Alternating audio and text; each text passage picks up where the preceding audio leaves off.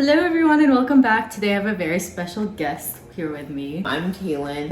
I am from Michigan. I'm currently living in Michigan. This question, like how you see yourself and how people see you. MBTI, like your strengths finder, or like your Myers-Briggs. How has the Midwest shaped who you are? Tell us more about like your work.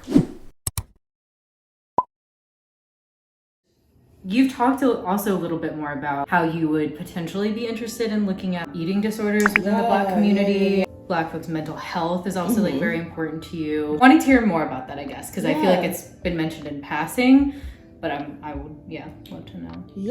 Great question. For undergrad, I went to Harvard, and I studied psychology, but their psychology program is very much like research based, which understood research is very important to psychology and other mental health fields, but I think so is lived experience. And my sophomore year, I wrote a paper about eating disorders in Black women versus white women. One, there was not a whole lot of literature at the time about that. Which tracks. And the literature that existed was predominantly saying that overall there was a slight trend for white women to be diagnosed with eating disorders more often.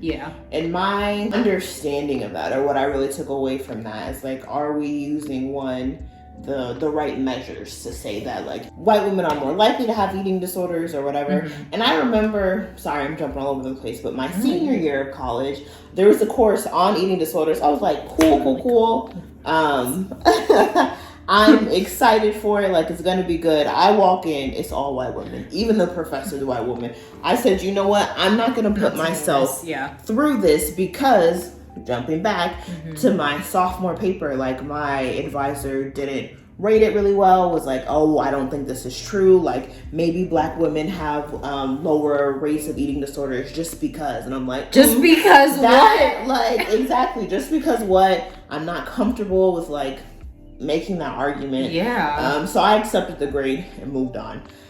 Senior year, the director of University Health Services actually asked me to like write more on that paper in conjunction with another organization that was focused on mental health. They were like, we would really love for you to do this. Senior year, I'm jaded. Like we're graduating. Like I'm graduating. I'm worried about the next thing too. I've had throughout my like 4 years there, people continue to like deny your experience as a Black woman. Like it would have been lovely, right, to write that paper, but I was not in a space where I was going to do that.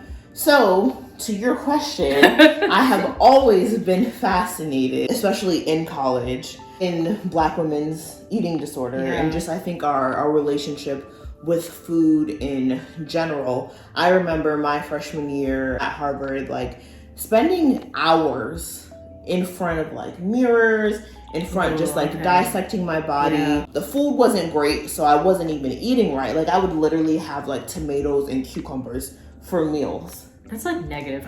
Literally, it was crazy. And then I went to a nutritionist on campus, and she was not that helpful. And I also had a very negative experience with a nutritionist on campus. Literally, yes. I don't know what. Anyway, continue. No, sorry. And I've heard it said like what is prescribed to fat people, as I'm a fat person, so I'm going to say fat people, but what is prescribed to fat people as like treatment would be considered an eating disorder in a thinner person. And as a fat person, as someone who's been fat all my life, like to constantly hear doctors critiquing your body at a young age and like critiquing what is on your plate from a young age definitely plays into your psyche and can contribute to full-on eating disorders or like eating disorder adjacent behaviors. And so I am just very fascinated in that. I know you've mentioned like doing a PhD program maybe in this. Is that still something that like maybe you would want to do or like, which should also be totally fine if you decided you didn't, but I'm just curious if that's something you still like see for yourself. So I will say like I would love to do that for the reason you're saying. Like I think it can often legitimize the work that you're doing, but I do think I'm in a headspace right now. I'm even like in a physical space where I'm realizing that there are just so many immediate needs that people have that I don't know if my role in this area is to go back to academia, like, and do the research, the research, or partner with Mm-hmm. people who are already like ingrained in these practices, learn from them, and then continue the on the ground work. Because I think there are a lot of people. One, like Instagram that comes to mind is Nalgona Positivity. Mm-hmm. She does a lot on harm reduction with eating disorders. Mm-hmm. I've taken a couple like workshops she's had. Okay. Have been really helpful. But there's just, I just feel like such a pressing, and there's immediate Mm-hmm. needs that need to be addressed that we're not addressing, and there's such, which is fine, but there's such a big push right now to go into tech and like do these and make six figures very quickly, which again, we should all be able to afford housing. We should all be able to afford the things we need to, but we can't forget about the people who don't have access to some of these things. Mm-hmm. And not all of us are called to go into tech. Not all of us are called to do direct service. Not all of us are called to be in academia. It is a privilege, yes, to be able to take the time and be like, oh, this is where I see myself, or oh, this is where I think my skills would be used. And that's like why I'm kind of in the startup space right now. I'm trying to focus on my own financial journey, but I gotta figure out some way to give back to the people, even if that's not like in a full-time capacity. That's something that's on the top of my mind. That's real. Yeah. Like, do we need more software engineers? No. Well, thank you for sharing more. With that said, okay, we're like pivoting a little bit, but like we talk about like pop culture a lot. Yes. And so I would love to know a little bit more about what you find, like why you like pop culture. Mm-hmm. And then also something I learned fairly early on is that Kalen, again, and I'm like, is this still true? But like really liked Harry Styles. Mm-hmm. I'm just very curious, like your interest in pop culture, and then also like why Harry Styles? Like, I think I've always been interested in pop culture. Okay. I think it comes from my dad and I. Oh, dad. Okay. Yes, my dad and I used to watch like movies all the time, and then I would go and research like actors and actresses yes. to find I would out. also be curious. Yes. So some of those movies, let me back up. We're watching like Johnny Depp, like I'd watch Edward Scissorhands. Okay. Why can't any of his other movies come to mind? Not Pirates. Not Pirates of the Caribbean. Like, no, I don't do that. Not Pirates. Edward Scissorhands, Crybaby, like some of those older things are what I would watch with my dad. And I spent a summer just like going to the library, buying renting all the books about Johnny Depp that I could find. It was so fascinating. And I think to your point, it goes to just a love of learning and like figuring things out, putting puzzle pieces together almost. So I would say that's where my love of pop culture started. Harry Styles started, I would say, in high school. Like I really liked One Direction, but it was almost also like not really cool to like. Yeah, boy bands, I guess, at least at the high school I went to, it's not cool to listen to them, but then secretly would like listen to Exactly. Literally. So started there, but I went to visit one of my mentors, Liz, 2017, after I came back from Thailand. Okay. Yes, I went to see her. Harry's first album had just come out, and she was listening to it on repeat. I went to see her in LA. It was my first time in LA. I'm a homebody anyway, so we spent time just like watching like fan videos or watching like, old YouTube videos from One Direction time. And I was like, oh, this is cool. She had an extra copy of his like CD, so I took it home. And I was just listening to it from then. I'm like, okay, Harry, I see you.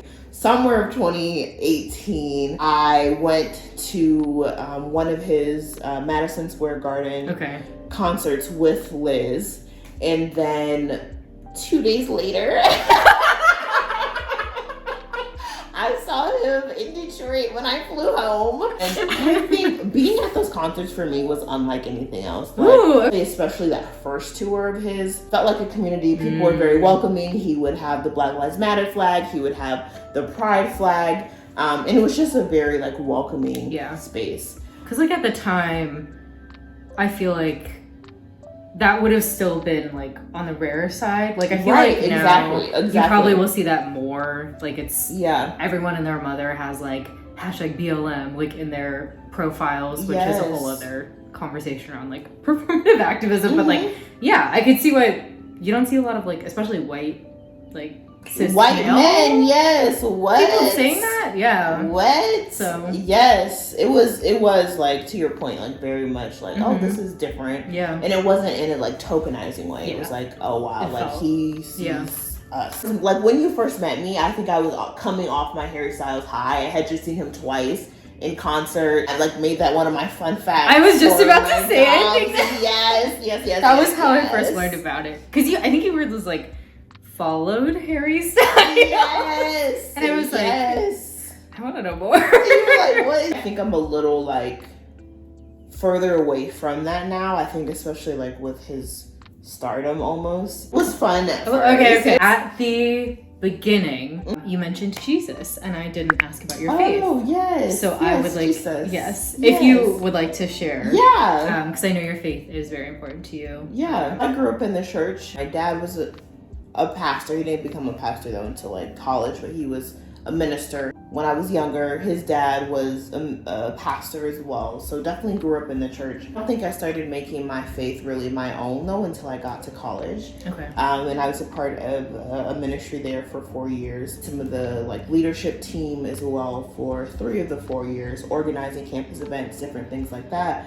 Went to a church here in Boston that at the time seemed to be really good. Looking back, like it didn't see me for all of me. Like it was a very whitewashed church. Definitely had some elitist vibes happening. I mean, it was in Cambridge and like Harvard students would go there, MIT students, Northeastern students, like a lot of just students. And the student ministry there was really big. And I don't know if I've ever told you this, but I almost went into campus ministry. No. Yes, I was very close to going into campus ministry. Yeah. But the Easter of my senior year, a lot came out about the church wasn't welcoming to queer students. So I wanted to invite some friends. Some video surfaced of the pastor just saying very hateful things. Wasn't welcoming to queer students. Really wasn't welcoming to people of color if you didn't show up like in a certain way. Exactly. Yeah. Didn't believe that women could be pastors or preachers. Literally like a church. Yes, literally. And I didn't grow up in that. Like my dad believes in women preachers. Like he has friends who are women and who are pastors. Like that's not, I don't believe that only men can do that. So a lot came out that the end of my senior year, and I was like, gotta cut ties. I was like, I can't do this ministry. I can't be a campus minister here, and I need to leave this church. Then started trying to search for other churches. Went to a church for a bit that you came to. The pandemic happened, I went home, attend my dad's church now. Yes, I attend that church and support my family and whatever else, but still feeling like I need a spiritual home. I miss being around other like Christians who are my age, who again love people and love Jesus, and I feel like those two things like have to be close together because I have experienced people who like love Jesus but only love people when they show up in a certain way, dress a certain way, believe certain things, and that's not my philosophy. And I think those two things are central, and I think that's why I started off by identifying myself in those ways, because my faith continues to ground me, continues to keep me like focused on this life's journey, but also recognizing that in order for people to know Jesus, to know his liberating powers, like you have to be personable, you have to care about other care about people. You have to like live out the things that you're saying you want to live out. And I think that's hard to find in churches, and a lot of people I think in 2020 and beyond have started to decolonize their faith. And I don't really know exactly what that means for me. I believe that Jesus died for our sins and rose to be with God and to just be our living advocate. And that's what it is. But I still love people. I'm a people person. I believe all people are good people. All people have the power to know Jesus, etc. Like, it's not, I think my faith is not exclusionary. This might be like a very minor point, but I am curious. So you say Jesus instead of God, which I know Holy Trinity, right? They're the same thing. Yeah. However, I am curious in like that versus, is it just like a word choice thing, or do you identify with like who Jesus was as like a historical figure, a man, like the Son of God? Like, is that something like why you choose Jesus instead of? That's a good question, and one that it's honestly a genuinely good question, and one that I haven't thought a whole lot about. I think it is it's just a word choice. Okay. But I would also say I do think I really connect with that, like the liberation aspect of that, setting people free of like what Jesus stood for, dining with sinners, of dining with people who were deemed unworthy. I think there's such power in that I really try to, again, just embody, and I'm not always perfect at, and don't always have at the top of my mind, but that is very much what I connect with. Yeah. Any final, you can tell the people, aka the 30 people who watch. Love it. Anything you would like to, just say in general. Yeah, that's no pressure. Yes, no, I appreciate it. I would say stay grounded in community, especially during these tumultuous times, whatever they may be. Like, stay grounded in community with people who support who you are now and who you want to be, and continue to find ways to liberate yourself, to give yourself space to grow, yourself space to evolve, and use your powers to help other people liberate themselves as well. And there are definitely scholars out there who say what I'm saying. Any scholars you would recommend? Better, yeah. So one of my good friends, we've been friends since I think I was 2 years old. Maritza Williams is doing a lot in that liberation space. She is a liberation doula, so I would say check out the work that she is doing. Ground myself in Queen Mother Audre Lorde.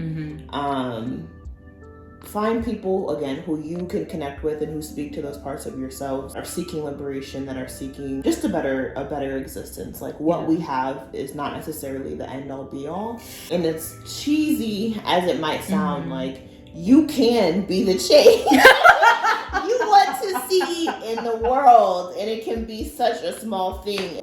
Yes, liberation. Also, I'm speaking to, I guess everybody really, but like, especially if you identify as like, I'll say Asian American, Chinese American, or like within that like Asian diaspora, if you will. Liberation is also for you. Like, I highly encourage you to check out her friend's work, and then also if you want to read other like Black feminist scholars too. I found at least that has helped me a lot in making sense and of understanding of like myself and who I am and my identity, and everyone should care about it, basically. Yes. It's all of our issue to care about. Yeah.